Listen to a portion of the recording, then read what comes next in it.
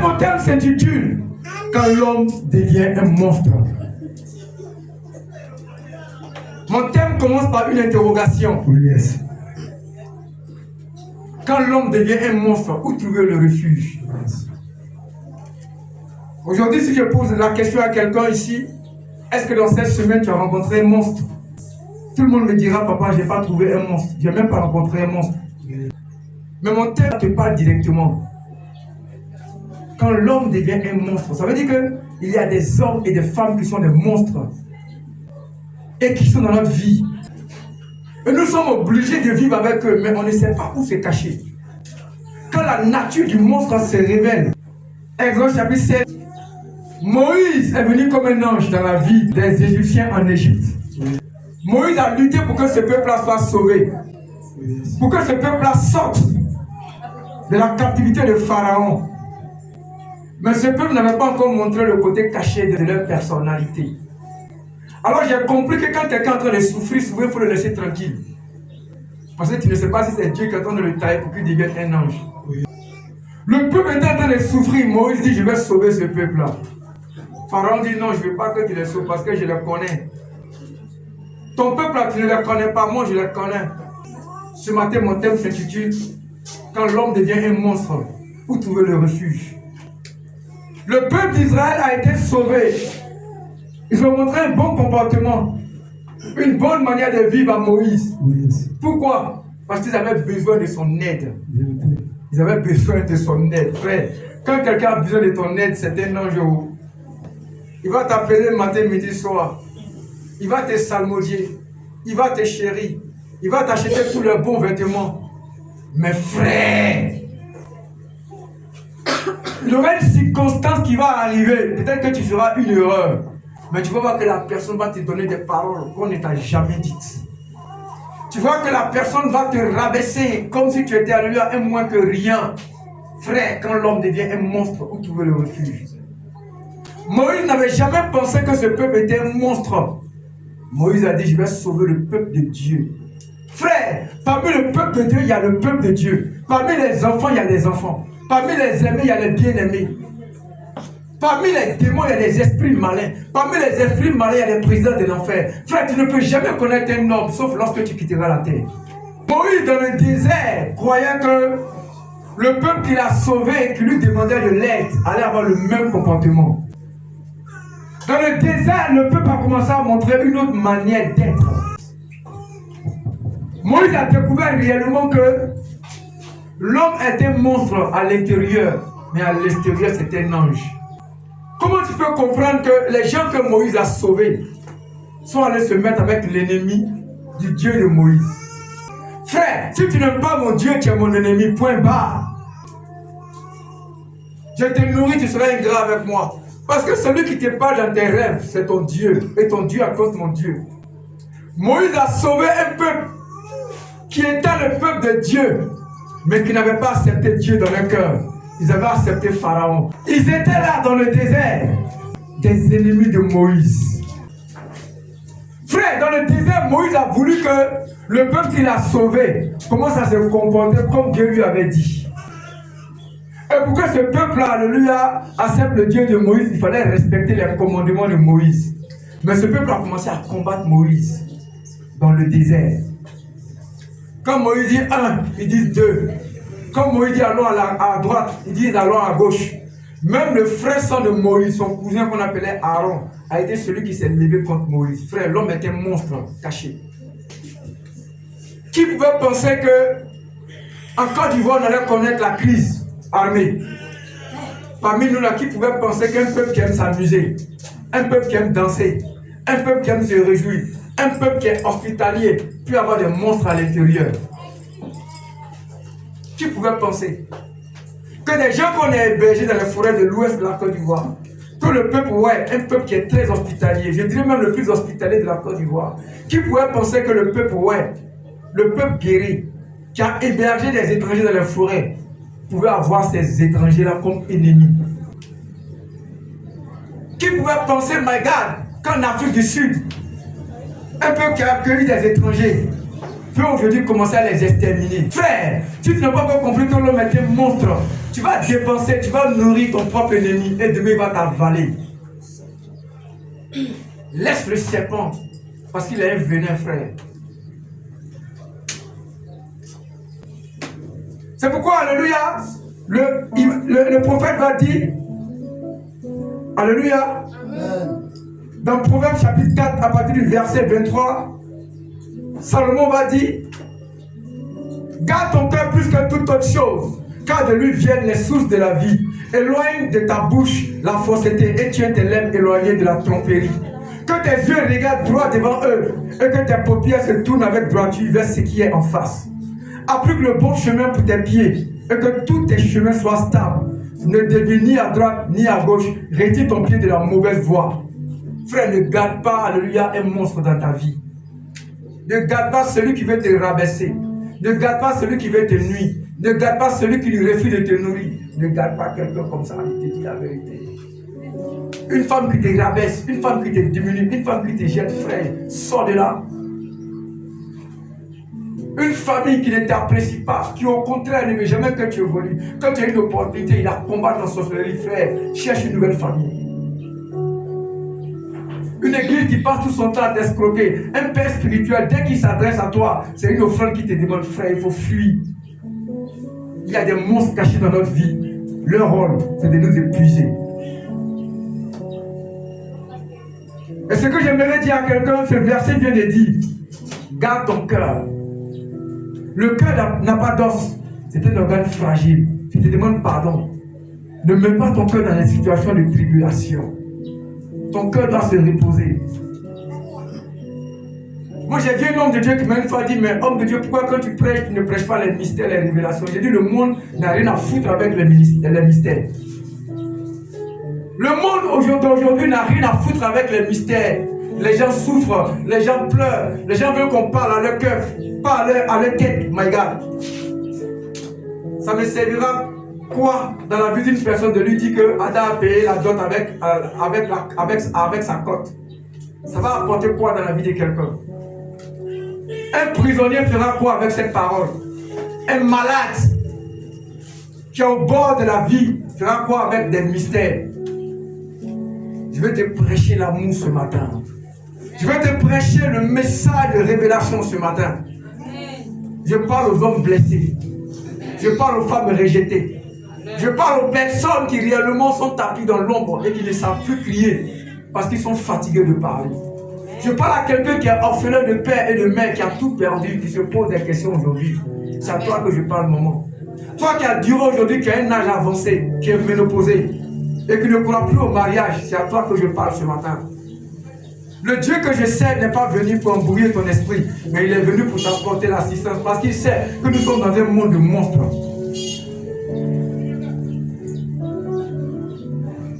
Frère, quel est le rôle des monstres dans une vie? Le rôle des monstres dans une vie, c'est de t'apporter la déviation. Le prophète nous met en garde. Il nous met en garde. Il dit, ne dévie ni à droite, ni à gauche. Ça veut dire quoi, mesdames et messieurs? Chaque pas que nous faisons détermine le résultat de notre vie. Chaque action que nous faisons détermine le château que nous construisons pour notre avenir. Alors les pas que tu poses doivent être encensés de lumière et de joie. Parce que demain, le pas que tu poses sera accumulé et tu te retrouveras en enfer. Ce matin, je veux parler à ton cœur, my God. Quand l'homme devient un monstre, où trouver le refuge? Comment des gens qui sont nés, qui ont un beau visage, peuvent aujourd'hui attraper des armes pour aller contre leurs propres parents, pour aller contre leurs voisins, pour aller contre un pays? Comment, my God? Pendant la crise ivoirienne, j'ai vu des pays étrangers qui se sont levés contre la Côte d'Ivoire. J'étais là, je n'ai pas fui, j'ai vu dans l'ouest de la Côte d'Ivoire des jeunes petits, des jeunes gourous, éliminés par des ressortissants qui provenaient des pays voisins. Mais comment peut-on penser aujourd'hui que l'homme est la solution de l'homme? L'homme ne sera jamais la solution de l'homme, je vous dis la vérité. Au contraire, l'homme est un piège pour l'homme, parce que c'est un monstre caché. Aujourd'hui, regarde, l'homme est devenu tellement un monstre que cela est devenu flagrant aujourd'hui. La discrimination. Va au Liban. Va au Liban. Qui prie Allah. Moi, je respecte l'islam parce que j'ai été un étudiant dans les madrasas, dans les écoles coraniques. Je maîtrise les souratoul, je maîtrise les zikri, je maîtrise les kawatim. Mais ce que je vois aujourd'hui ne reflète point ce que j'avais appris à l'école coranique, frère. Des gens qui abusent de leurs servantes parce qu'elles sont noires. Des gens qui te rédigent le passeport au nom des lois qu'ils ont inventées qui n'ont rien à voir avec leur livre sacré. La loi des kafala. Tu es dans un pays et tu ne sors pas. Tu travailles sans jamais te reposer. Tu es un esclave en 2026, en 2027. Tu es un esclave encore dans les années 2000, frère. C'est parce que l'homme est devenu un monstre pour l'homme. Est-ce que je parle au cœur de quelqu'un ce matin?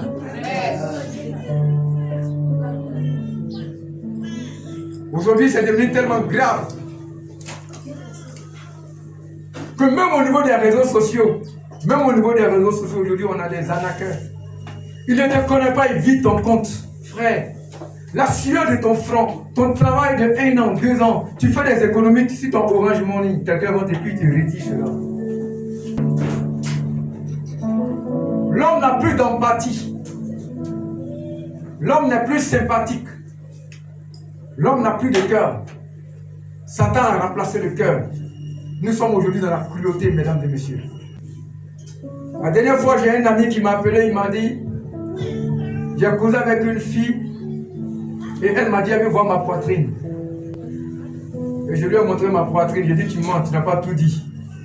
Si tu as montré ta poitrine, c'est que tu vas montrer en bas. À sa grande surprise, ils ont pris son image, on l'a mis dans un film d'adulte. En tant que m'appeler les filles, lui, il n'a jamais été avec une blanche, mais il s'est vu lui avec des blanches. Et on lui demande qu'il verse de l'argent, sinon on balance ça. Dis avec moi l'harcèlement. C'est de la cyber-intimidation. Alors moi j'aimerais dire à quelqu'un aujourd'hui, ce sont des faits. Il y a tellement de témoignages aujourd'hui qui montrent que l'homme est un monstre aujourd'hui. C'est pourquoi moi, j'ai même pas peur du diable. Pourquoi? Parce que Jésus l'a déjà vaincu. Mais j'ai peur de l'homme. J'ai peur de celui qui sourit avec moi. J'ai peur de celui qui dit je t'aime. Parce que je connais l'homme, regarde. Des femmes aujourd'hui qui sont accouchées et qui se sont séparées de certaines personnes qui disent à leurs enfants, ton père ne vit plus. L'enfant grandit, il croit que son père ne vit plus, mais son père vit quelque part. Quelle est cette génération? Une génération dans laquelle on est capable de voir la sémence du mal germer. Et on l'accepte et on l'arrose. Des gens qui tombent enceinte et qui prennent l'enfant d'une personne pour l'attribuer à quelqu'un d'autre. Mes frères, on n'a plus de cœur. On est devenus des monstres. Où as-tu mis ton cœur, mon fils, ma fille? Qui es-tu devenu? Qui est en toi? Qui te parle? Alors on me dit, papa, montre-moi les mystères. Je ne te montrerai pas les mystères, car le cœur que tu as n'est pas un cœur qui doit recevoir les mystères de Dieu.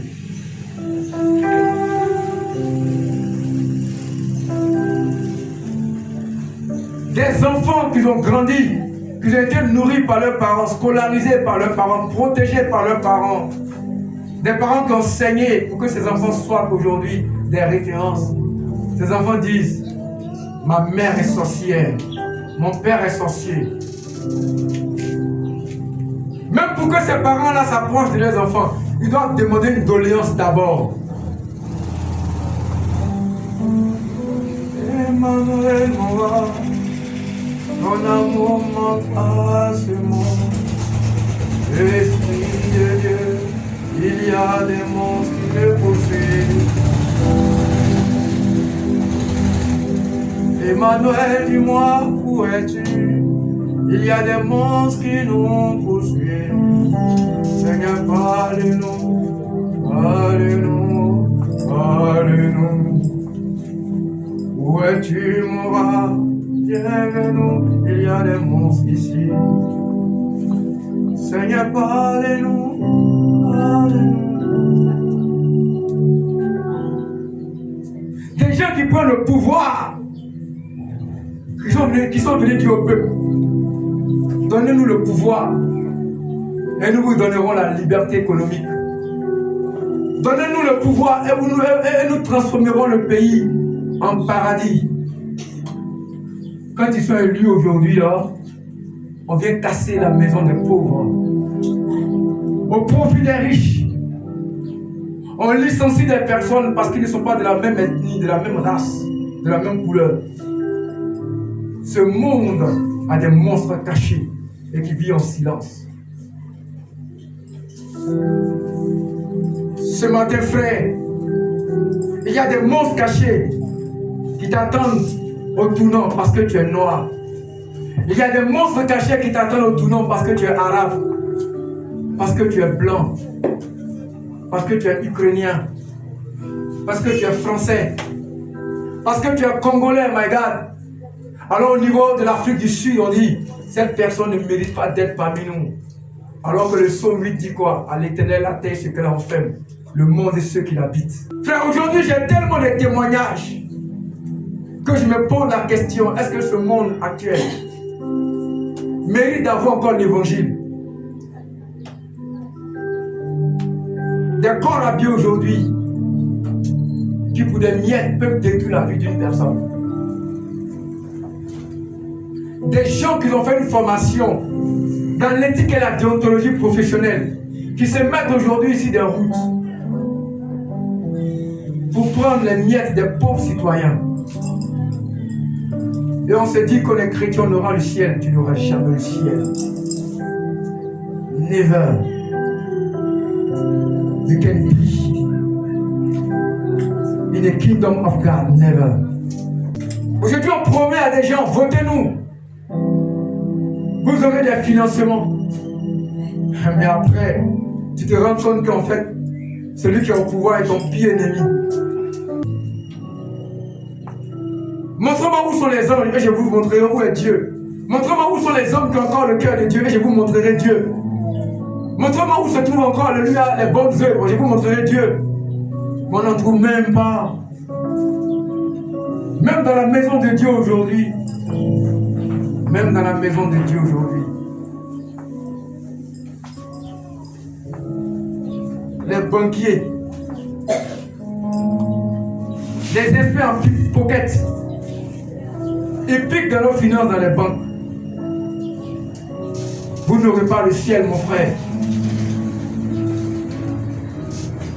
Des professeurs qui sortent avec nos enfants. On vous envoie nos enfants pour les former. Mais nos enfants sont devenus aujourd'hui un objet de joie et de plaisir. Vous n'aurez pas le ciel, my God. Des monstres ambulants, cachés parmi les hommes. Frère, notre génération est devenue une génération de monstres. Combien de personnes ici ont aidé une vieille femme qui a un fardeau?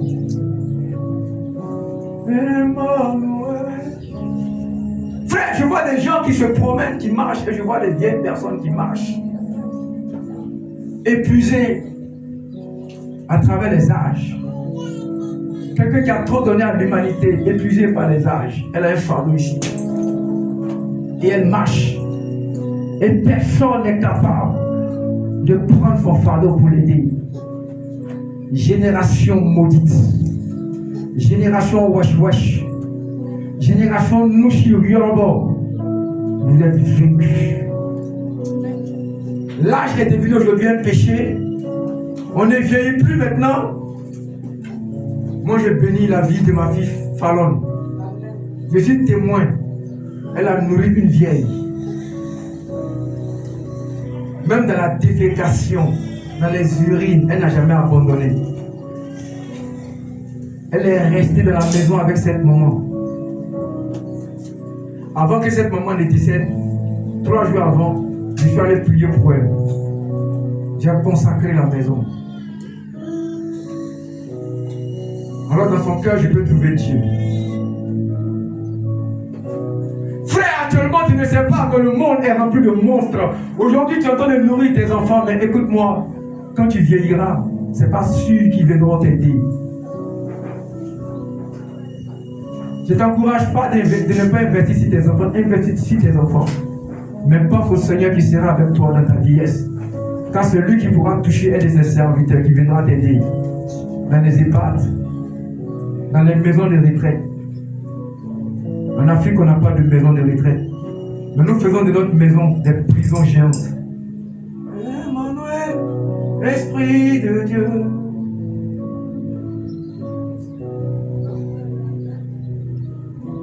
Frère, écoutez-moi. Aujourd'hui, les frères deviennent ennemis à cause du fait que le père a laissé un héritage. Pour l'avenir de ses enfants, les frères deviennent aujourd'hui des ennemis.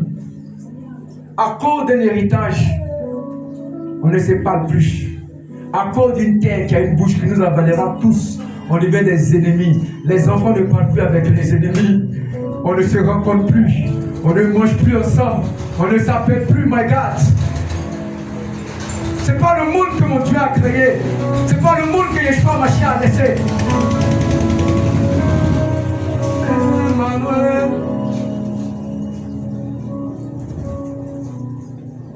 Orphelin, je te parle ce matin. Veuve, je te parle ce matin. Opprimé, rejeté, abandonné, oublié. Emprisonné, je te parle ce matin. Des frères qui ne s'aiment plus. Dans Genèse chapitre 4, verset 8. La Bible déclare que Caïn a éliminé son frère Abel à cause de la jalousie. Normalement, tu ne devais pas souffrir parce que ton père a investi sur quelqu'un pour que toi aujourd'hui tu sois quelqu'un. Ton père a investi sur l'aîné. Ton père a investi sur ta soeur. Ton père a investi sur ton frère plus que toi. Parce qu'il s'est dit, le jour que je ne suis plus là, elle pourra veiller sur ses petites soeurs. Mais tu es devenu l'ennemi de ta soeur. Elle te voit comme sa sorcière. Parce qu'un faux prophète lui a dit que ta soeur est une sorcière. Elle a cru à cela. Parce qu'elle n'a plus un cœur. Elle est un monstre. Emmanuel, Esprit de Dieu, touche-moi.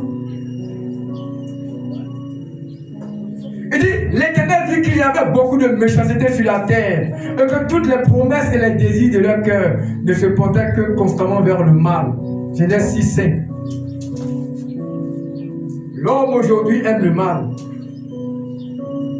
Il veut être riche pour avoir plusieurs copines, pour arracher les femmes des gens.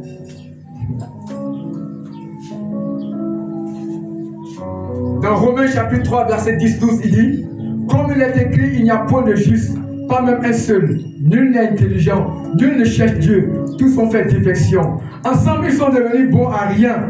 Il n'y en a aucun qui fasse le bien, pas même un seul.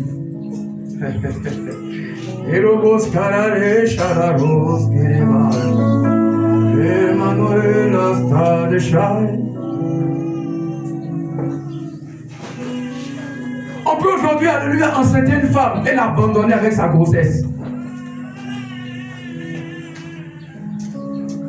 Quelle est cette maturité dans le mal? Aujourd'hui, des personnes pour lesquelles tu as travaillé te licencient, ils te chassent, ils te renvoient. Tu as passé toute ta vie dans ce travail.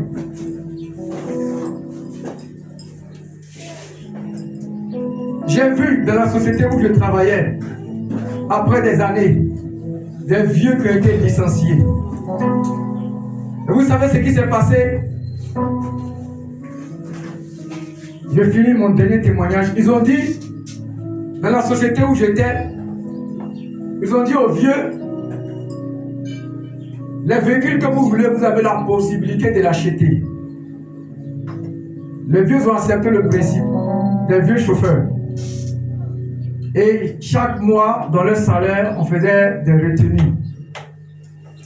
Maintenant, si le vieux, il va à la retraite, il fait quoi? Il prend son véhicule parce qu'il a payé, il a acheté.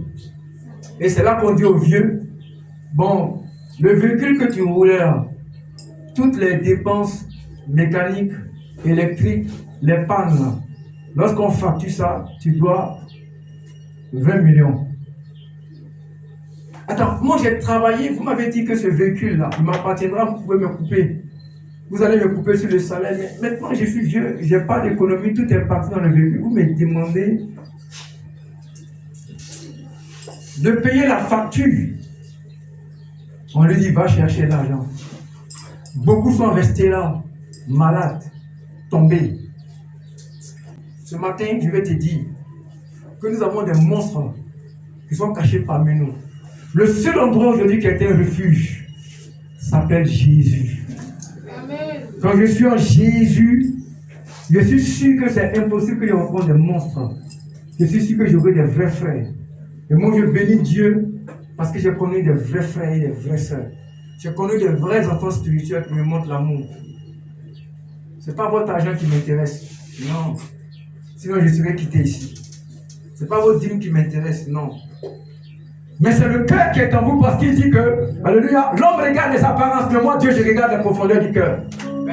Si ton cœur est sauvé, c'est la plus grande dîme que le Seigneur lui donne. Que Dieu vous bénisse au nom de Jésus-Christ.